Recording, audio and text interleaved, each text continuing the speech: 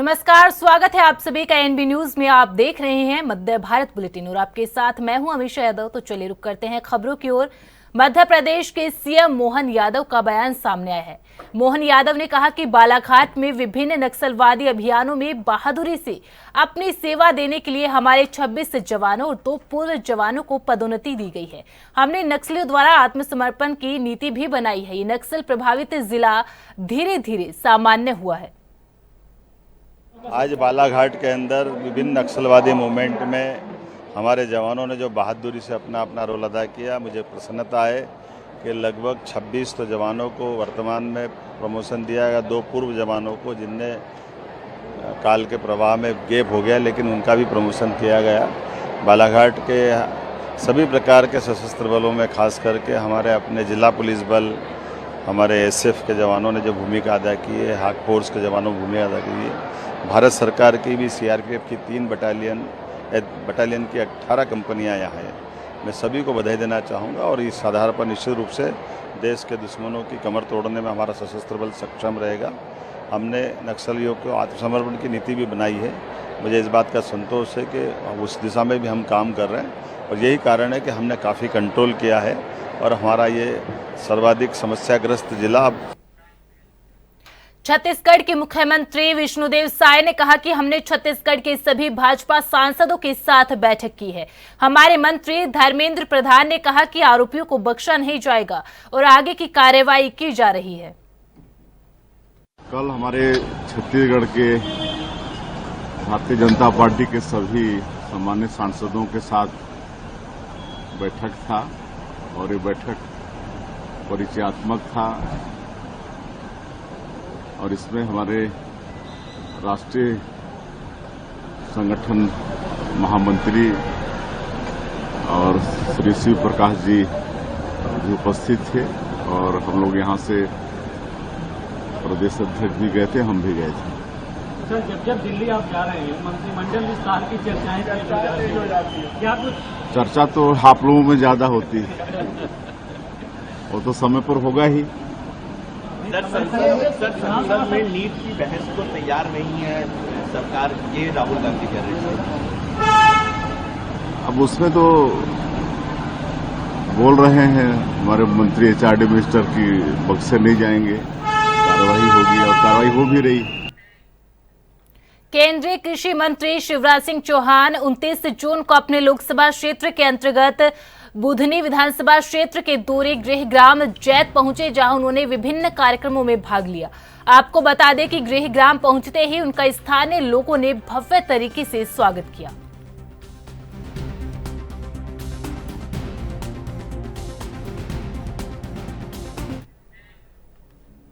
Akhil Bharatiya Congress committee द्वारा लोकसभा चुनाव परिणाम की समीक्षा हेतु गठित समीक्षा समिति के सदस्य महाराष्ट्र के पूर्व मुख्यमंत्री सांसद सत्याग्रही उल्का और विधायक जिग्नेश मेवानी ने आज प्रदेश कांग्रेस मुख्यालय में मध्य प्रदेश के लोकसभा चुनाव 2024 के कांग्रेस प्रत्याशियों के साथ 1-to-1 चर्चा कर लोकसभा में आए परिणाम और हार के कारणों की समीक्षा की है।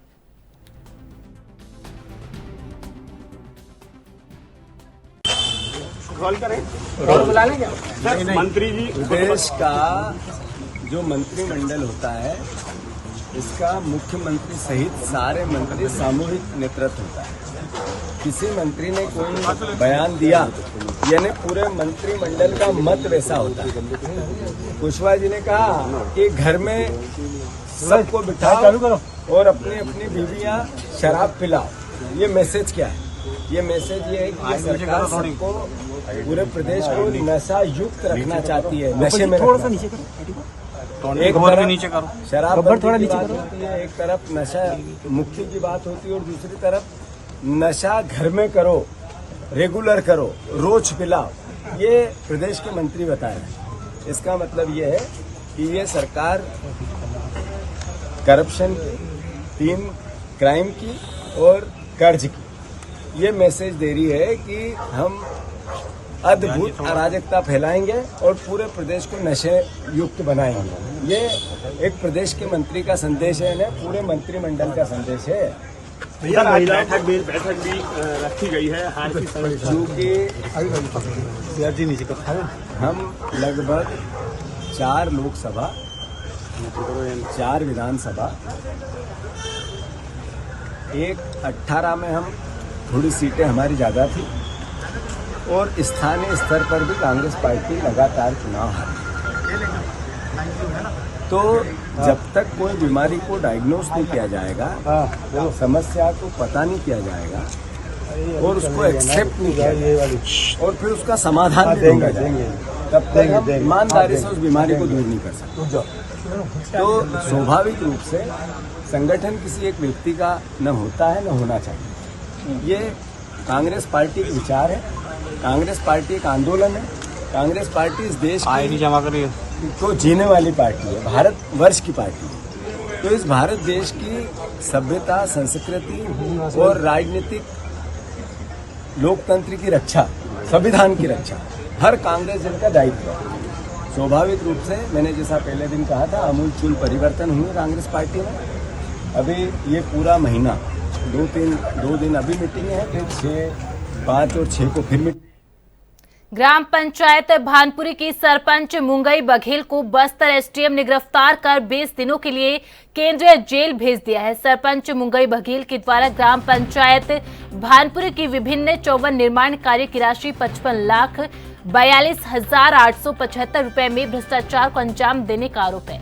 सरपंच और सचिव ने मिलीभगत कर निर्माण कार्य के पैसे तो निकाल लिए, लेकिन किसी भी प्रकार का निर्माण कार्य नहीं कराया। एसडीएम कार्यालय द्वारा सरपंच को कई बार नोटिस भी जारी किया गया, लेकिन सरपंच ने सरकारी पैसों को वापस करने में रुचि नहीं दिखाई और न ही सरपंच ने एसडीएम के नोटिस का जवाब दिया, जिसके बाद अनुविभागीय अधिकारी द्वारा मुंगई बघेल को पुलिस अभिरक्षा में रखते हुए अधिक से अधिक 20 दिनों के लिए जेल भेजने की कार्रवाई की गई है। वहीं मामले में सचिव के द्वारा हर महीने 10,000 रुपए शासन को वापस किए जा रहे हैं।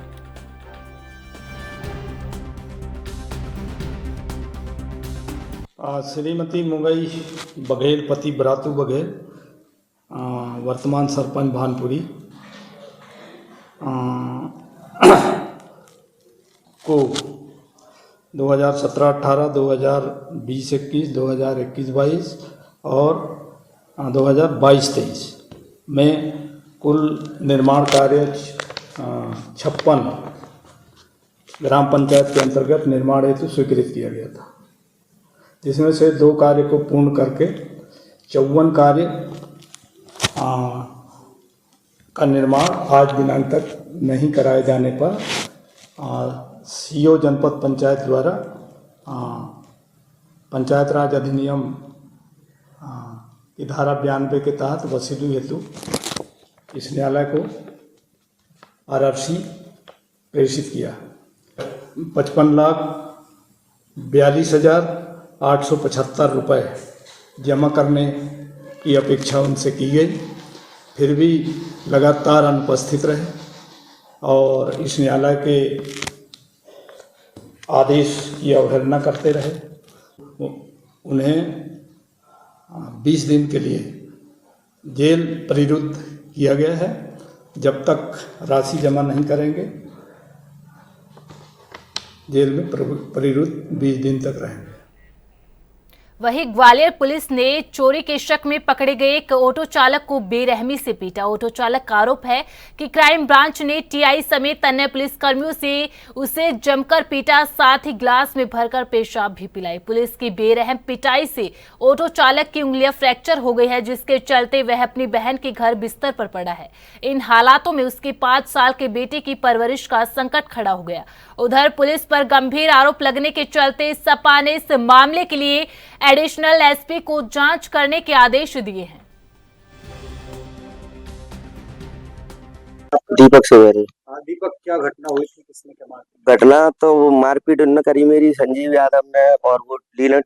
पूरा बताओ शुरू से, कब क्या फोन आया? मेरे गाड़ी मालिक के पास फोन गया था, तो गाड़ी मालिक बोलने लगे कि तुमने एक्सीडेंट कर दिया। कि मैं नहीं भाभी, मैंने एक्सीडेंट नहीं करा। तो उन्होंने कि हमारे घर पे पुलिस आ रही है। तो मैंने कि एक काम करो, आप पुलिस वालों को मेरा नंबर दे दो भाभी। तो उन्होंने मेरा नंबर दे दिया। तो फिर मेरे पास फोन आया संजीव यादव का। तो उन्होंने कि कहाँ पे हो तुम? मैंने भैया मैं तो अभी शिवपुरी जा रहा हूँ, वहां से लौट के आऊंगा आपके पास। 22 तारीख को आया मैं लौट के, तो फिर मैं 4 बजे थाने चला गया। थाने गया तो उसके बाद मैं 5:30 बजे थाने पे आया, मैं बैठा रहा वहाँ पे। अंदर ले गए मुझे, मेरा ड्राइवर भी गया था। अंदर ले गए, मुझे बैठा दिया, उन्होंने पूछी मुझसे वो सोना कहाँ है, तो मैंने साहब मुझे नहीं मालूम वो सोने का। तो उन्होंने की सोना। देखिए, ये आप लोगों के संज्ञान में है।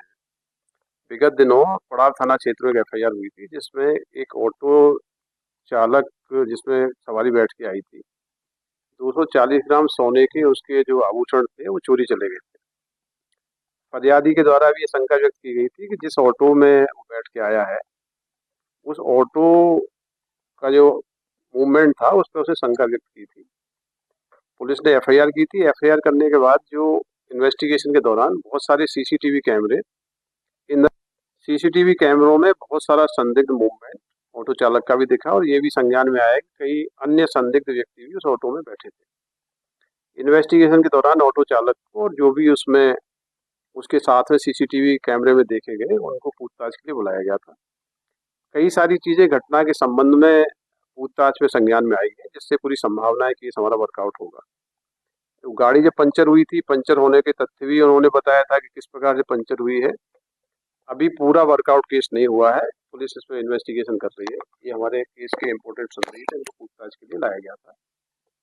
जो आरोप लगाए जा रहे हैं, पुलिस ने मारपीट की है, कस्टडी में लेके जो मारपीट हुई है वो एक अलग आरोप है। उसकी जांच के लिए हमने एडिशनल SP को अधिकृत किया है कि कस्टोडियल मारपीट हुई है तो उस पर जांच करेंगे, जो भी दोषी होगा उस पर कार्रवाई कराएंगे।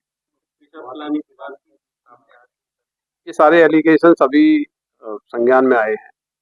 मैं पुनः इसको रिपीट करना चाह रहा हूँ कि एक बहुत बड़ी चोरी की घटना थी। फरियादी 240 ग्राम ज्वेलरी के साथ एक ऑटो में इंडिविजुअली चला था। बाद में उसकी गाड़ी पंचर हुई और उसकी ज्वेलरी चोरी चली गई। हमारे पास जो एविडेंस है, उस एविडेंस के आधार पर संदेह के दायरे में इससे पूछताछ की गई है। पूछताछ करने के बाद इसको रुखसत किया गया है। तो ये जो एलिगेशन जिस प्रकार के भी लगा रहे हैं, एक senior officer additional SP rank के उसमें जांच कर रहे हैं। यदि कोई तथ्य सही पाए जाएंगे तो जो दोषी होगा उस पर हम निश्चित रूप से कार्रवाई करेंगे। क्या सोना इसी पे कई सारी एविडेंस हमें मिली है। हमारा केस अभी इन्वेस्टिगेशन में है, और जिस व्यापारी का सोना गया है निश्चित रूप से एक बड़ी घटना है, हम लोग उसको वर्कआउट करेंगे। बस्तर जिले के अति संवेदनशील क्षेत्र बीरगाली पुसेम गांव के ग्रामीणों के साथ आंगनबाड़ी कार्यकर्ता के खिलाफ विवाद दिनों दिन और अधिक तूल पकड़ता जा रहा है। ग्रामीणों ने आंगनबाड़ी कार्यकर्ता को आंगनबाड़ी केंद्र में कई दिनों तक ड्यूटी नहीं करने की शिकायत को लेकर विभाग के अधिकारियों को ग्रामीणों ने कई बार सूचना दी। इसके साथ ही सभी ग्रामीणों के द्वारा सामान्य सभा की बैठक पारित कर इसे बर्खास्त भी किया गया।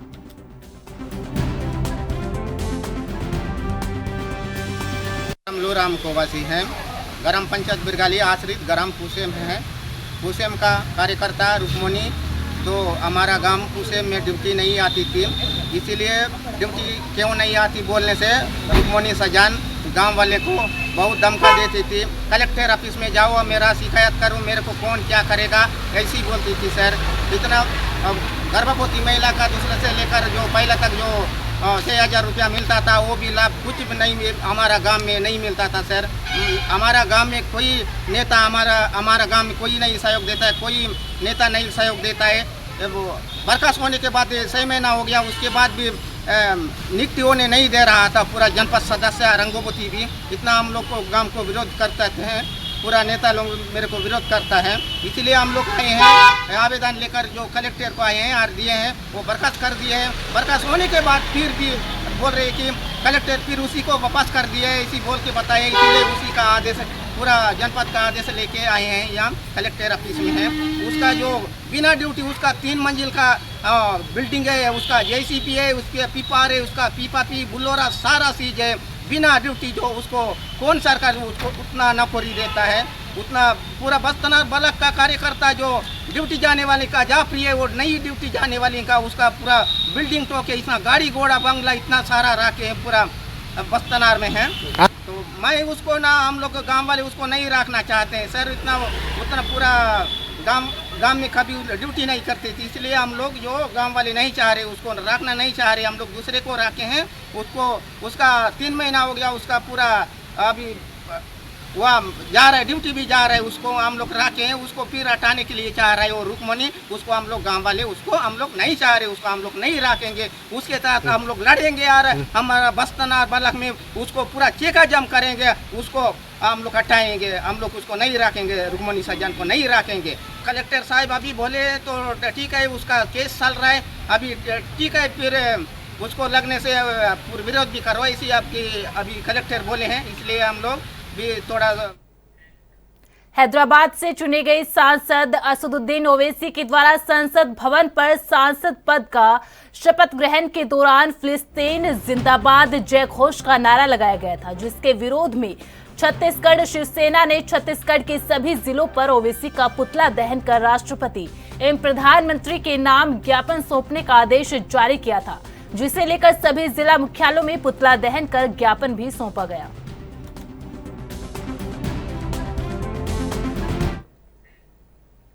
छत्तीसगढ़ के सक्ती जिले में सफेद रंग की कार में गांजे की तस्करी करने के मामले में डभरा पुलिस ने बड़ी कार्रवाई करते हुए 201 किलो गांजा जब्त किया है। पुलिस ने आरोपी को गिरफ्तार कर आगे की कार्रवाई शुरू कर दी है। आपको बता दें कि इस जब्त किए गए गांजे की कीमत 16 लाख रुपए बताई जा रही है। प्रदर्शन में आज एक बड़ी कार्रवाई डभरा पुलिस के द्वारा की गई है, जिसमें 201 किलो गांजा पकड़ा गया है। दिनांक 27/6/2024 को मुखबिर से सूचना मिली थी कि एक सफेद रंग की किया कारेंस कार, जिसका नंबर है CG13H6113 में अवैध रूप से गांजा का परिवहन किया जा रहा है। तो हमारा डभरा पुलिस और साइबर टीम की मदद से वहाँ पे घेराबंदी की गई थी, हसौद और डभरा के बीच में मोगरी ग्राम के पास में। तो घेराबंदी के दौरान जो है वो जो कार में सवार थे 2 लोग जो गांजे का परिवहन कर रहे थे, वो लोग वहाँ से भागने की कोशिश की और बिजली खंभे से गाड़ी टकरा के वो गई, अंधेरे का लाभ उठा के वो लोग भागे। घेराबंदी करके उनको पकड़ने की कोशिश की गई, पर वो वहाँ से भाग गए। तो उसके बाद जो गाड़ी है उसकी नियमानुसार तलाशी की गई, उसमें 201 किलो गांजे का पैकेट मिला, जिसकी कुल कीमत है 16,08,000 रुपए। विधिवत उसको जब्ती करके थाने लाया गया। बाद में जो व्यक्ति उसमें इन्वॉल्व थे उनका पता तलाश किया गया। पता करने पर बिलासपुर सरकंडा निवासी अनिल कुमार सेन जो है वो पता चला, उसको भी घेराबंदी करके दबिश देकर उसको पकड़ा गया और थाने लाकर विधिवत कार्रवाई करके उनको गिरफ्तार किया गया है। और आगे उसके द्वारा जुर्म करना स्वीकार किया गया है। तो गिरफ्तारी के बाद अग्रिम वैधानिक कार्रवाई इसमें की जा रही है। प्रकरण ये बालंगीर उड़ीसा से खरीद के लाते हैं और अनूपपुर मध्य प्रदेश की ओर ले जाते हैं।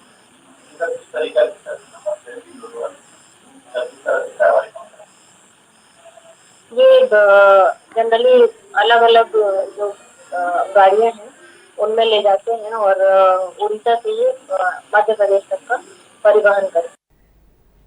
दुर्ग स्थित केंद्रीय विद्यालय में चलती क्लास में एक पंखा गिर जाने से बड़ी घटना घट गई, जिसमें एक छात्र घायल हो गया। आपको बता दें कि अल सुबह केंद्रीय विद्यालय दुर्ग में प्रबंधन की लापरवाही देखने को मिली।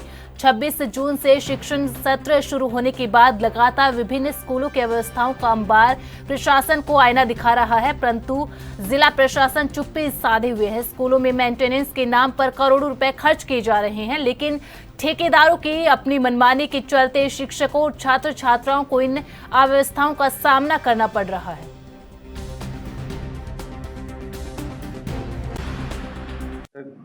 एक पंखा लटका था सर, और बच्चे को कोई चोट नहीं लगी, हल्का सा साइड लगने से खरोंच आई है बस। ये इंसिडेंट कैसे हुआ? ये पंखा वो फॉल सीलिंग थी, वो फॉल सीलिंग थोड़ा सा कहीं डिस्टर्ब हुई होगी तो उसका तार लटक गया। पंखा गिरा नहीं है सर। बच्चे का उपचार कहाँ चल रहा है? कोई उपचार नहीं सर, मैंने उसको फर्स्ट एड करा करके हॉस्पिटल में जाके फर्स्ट एड अपने यहाँ किया, उसके बाद हॉस्पिटल में ले गए, गवर्नमेंट हॉस्पिटल में, और उन्होंने उसको 2 इंजेक्शन दे करके छोड़ दिया। कितने बजे का अभाव? नहीं, मेंटेनेंस हम लोग एनुअल करते हैं और इसीलिए पंखा गिरा नहीं सर। अच्छा, कितने बजे की ये घटना है? ये 3rd पीरियड हमारा चल रहा था, उस समय की बात है सर। कितना टाइम? हमारे टीचर भी क्लास में थे, तुरंत उन्होंने वो टाइम पीरियड क्या? टाइम पीरियड करीब रहा होगा 10 बजे के आसपास। एग्जैक्टली वो नहीं। US मिश्रा। जांजगीर चांपा जिले के पामगढ़ क्षेत्र के पनगांव में पटवारी विजय लहरे को 3500 रुपए रिश्वत लेते ACB बिलासपुर की टीम ने गिरफ्तार किया है। आपको बता दें कि किसान संजय खूंटे से पटवारी ने नक्शा कटवाने के नाम पर रिश्वत मांगी थी, जिसके बाद किसान ने ACB बिलासपुर थाने में शिकायत दर्ज करवाई, जिसके बाद पटवारी को ट्रैप किया गया और पटवारी कार्यालय पनगांव में 3500 रुपए रंगे हाथों गिरफ्तार किया है।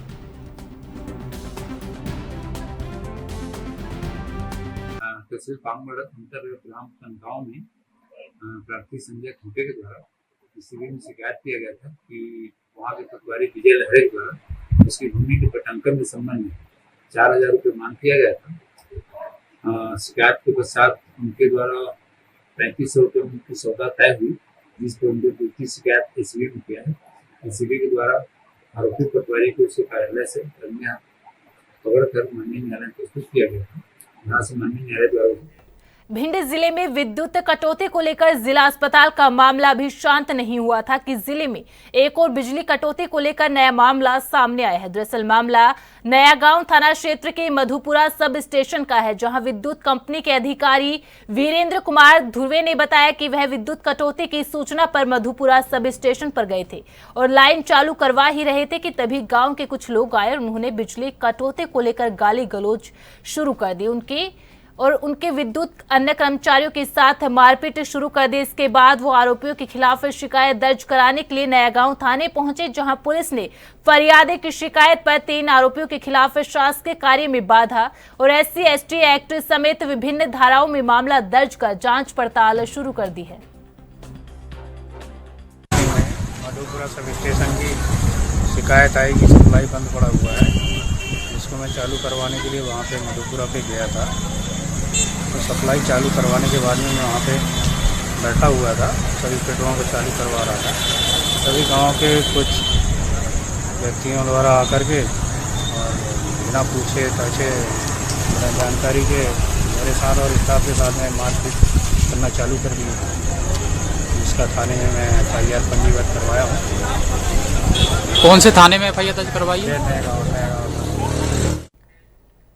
भिंड में नालों की सफाई ना होना और नालों पर अतिक्रमण को लेकर ANB न्यूज ने प्रमुखता से खबर चलाई थी, जिसका भिंड में बड़ा असर देखने को भी मिला। दरअसल भिंड में बारिश शुरू हो चुकी है और जरा सी ही बारिश में कई बार बाढ़ जैसे हालात नजर आने लगते हैं। शहर में नालों पर अतिक्रमण होने के कारण संपूर्ण रूप से सफाई न होने से बारिश के पानी की निकासी नहीं हो पा रही और कई जगह जल भराव की समस्या बन रही थी। खबर चलने के बाद भिंड कलेक्टर ने एक्शन लेते हुए स्वयं शहर के जल भराव वाली जगहों का भ्रमण किया और शहर के हालातों को देखते हुए नगरपालिका को सख्त आदेश दिए हैं।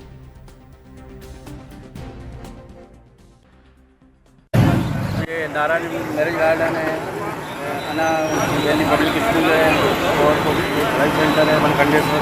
इन लोगों ने क्या है कचरा कर लिया तो नाला सफाई करने में परेशानी होती है। एक नियम ये है कि नाले के दोनों तरफ 15-15 फुट जोड़ होना चाहिए, इससे नाले की सफाई होती रहे। लेकिन जगह नहीं होने की वजह से नाले की सफाई नहीं हो पा रही थी, जिससे शहर में जल भराव की समस्या हो रही है। अब ये नाले की सफाई हो रही है, इससे कचरा हटवा दिया है, करीब 4 से मीटर कचरा हटवा दिया है एक साइड में, 4-4 मीटर करीब। क्या सर ये पूरे नाले के बगल से जो पगडंडी है उसको पूरा खोला जाएगा कि कुछ ही? अभी पहले चरण में एक तरफ ऐसा खोला जाएगा कि कम से कम नाले की सफाई हो जाए, तो उसके बाद दोनों तरफ खोला जाएगा। और जैसा नगर पालिका का प्रस्ताव है कि दोनों तरफ रोड बनाई जाएंगी, तो वो भविष्य में नगर पालिका बनाएगी उनको। लेकिन अभी तो अपन भी देख रहे हैं कि शहर में जल भराव की स्थिति नहीं हो और जनता को कोई ज़्यादा परेशानी नहीं हो। कल कलेक्टर साहब ने भी आके निरीक्षण किया था, उसके आधार पर कल कलेक्टर साहब यहाँ आए तो उन्होंने देखा था और ये पूरी कार्रवाई कलेक्टर साहब के निर्देशन में ही चल रही है कि शहर में जल भराव की स्थिति न बने। अभी तो पानी नहीं बरसा है, लेकिन आगे ज़्यादा पानी बरसेगा तो स्थिति खराब होगी। तो उससे पहले मध्य भारत बुलेटिन में फिलहाल इतना ही। आप बने रहें ANB न्यूज के साथ। नमस्कार।